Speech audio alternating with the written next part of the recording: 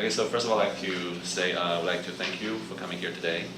So would you like to start by briefly describing yourself? You have 1 minute. I'm Sophia Zhang. I'm currently a junior at National Zhengzhou University at the Department of Finance. And besides my major, I also enrolled in 3 programs: FinTech program, Chartered Financial Analyst program, and English Talk program. So I would like to talk about my previous working experience. Working in a well-known German fund house, Allianz Global Investors. I've just finished working as a summer intern at Business Planning Division. And I've helped the company in business planning and generating a model on estimation on beneficiary of our clients, particularly in securities companies and commercial banks. So apart from my working experience, I also I would like to talk about my characteristics. I think I'm quite a well-oriented person, and also I think I'm a self-driven person who is always motivated to dig in more fields that I am curious about. And last but not least, to talk about my career plans in the future, I hope that I will be able to get CFA certificate and also conduct a master's degree of finance in Germany or the USA. And so in general, I would say my professional academic background and working experience will favor me as a favorable candidate in BlackRock's positions. Okay. Sophia, well, that was pretty impressive. So I have a question for you. So what differentiates BlackRock from other companies? Okay, I will divide this into 2 parts. So the first part is that BlackRock is quite a well-known fund house in both active funds and also passive funds. And the second one is BlackRock is actually the biggest fund size fund house in the industry. You have the most asset under management. You have 6.29 trillion, and also you are really good at putting in different portfolio, especially in the alternatives like infrastructures and solar energy. Okay. So you say you have previous internship experiences with a German company, right? Yeah. So you said the work you mostly have done are related to securities and investment bank, right? Our clients. Okay, clients. So can you pitch me a stock? Pitch a stock. Pitch me a stock. Yeah, the stock that whose company are right now publicly listed in Taiwanese market or American markets. Okay, and I would like to pitch a stock which is called Delta Electronics, which the number is 2308, and I will divide into 3 parts. First is the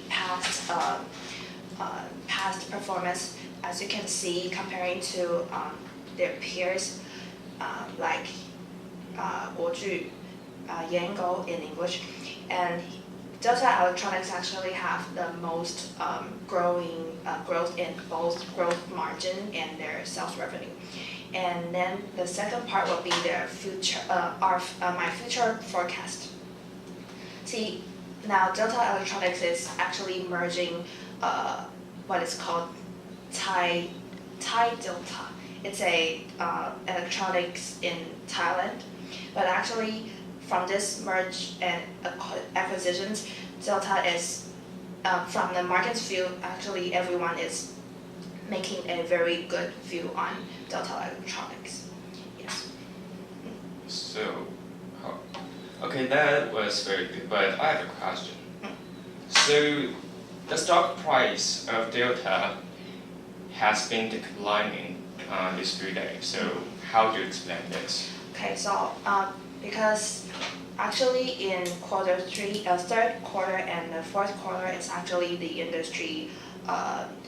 They actually performed not that well during these seasons. But actually, what I would say you have to buy in Delta Electronics, because from 2019 and 2020, since the automations and the IA industry is actually growing very fast through this season, but from now, if you buy it, it will be a really low price, and you will expect to earn really. You will expect to earn a great return from this if you choose to buy into electronics.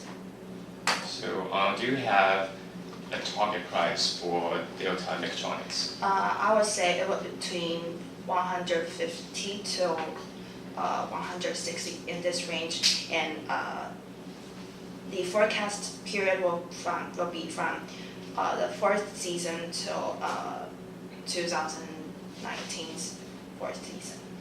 Okay, good. Alan, do you have any question?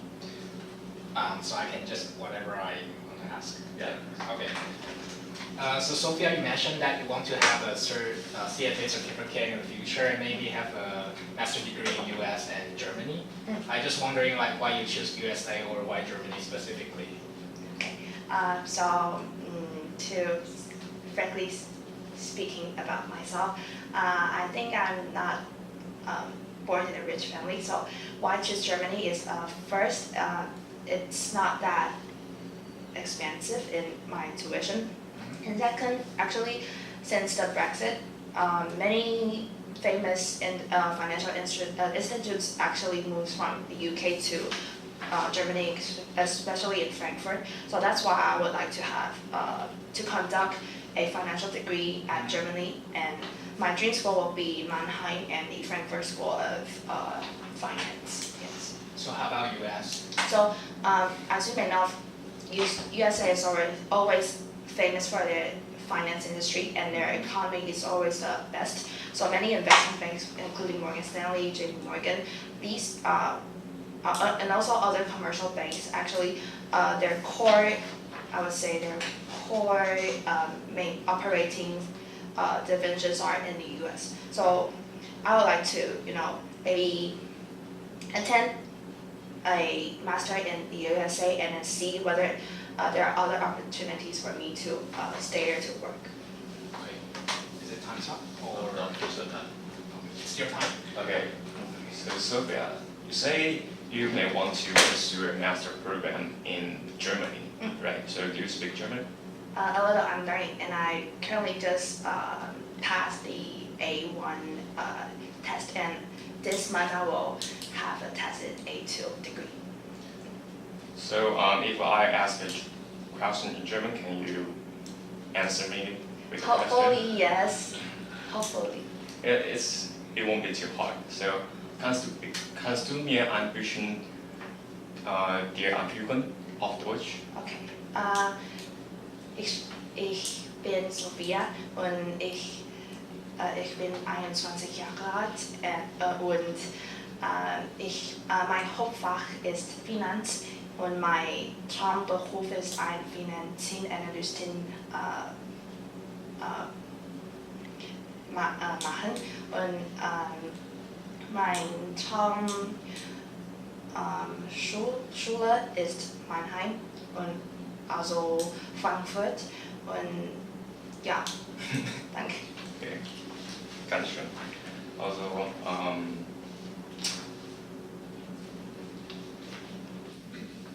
wie viel Zeit hast du Deutsch gelernt?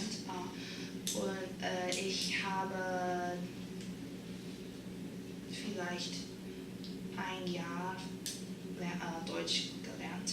Okay, gut.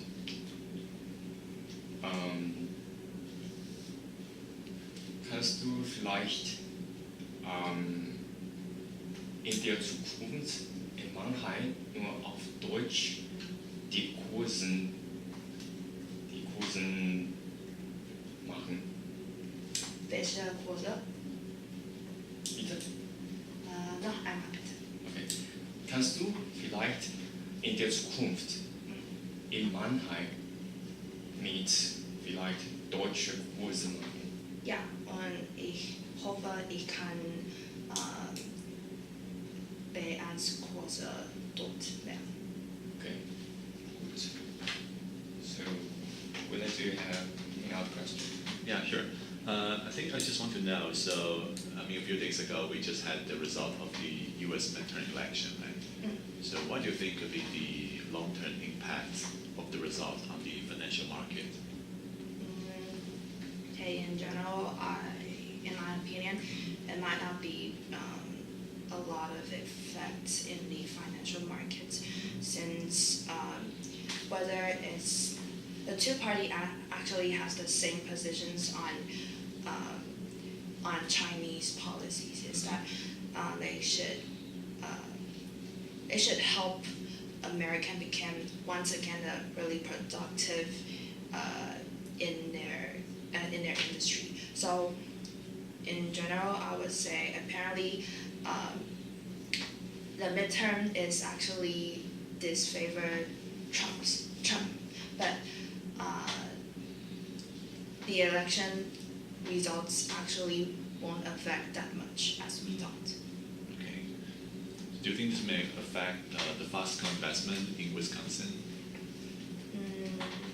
Probably, because actually Foxconn is now quite in a dilemma, or yeah. Why? Why do you think dilemma? Because now American is raising their tariffs now to the electronics and semiconductors industry now. It's almost there. So Foxconn might suffer from this impact. Okay, so then thank you very much for coming today. Really appreciate that. We'll be in touch.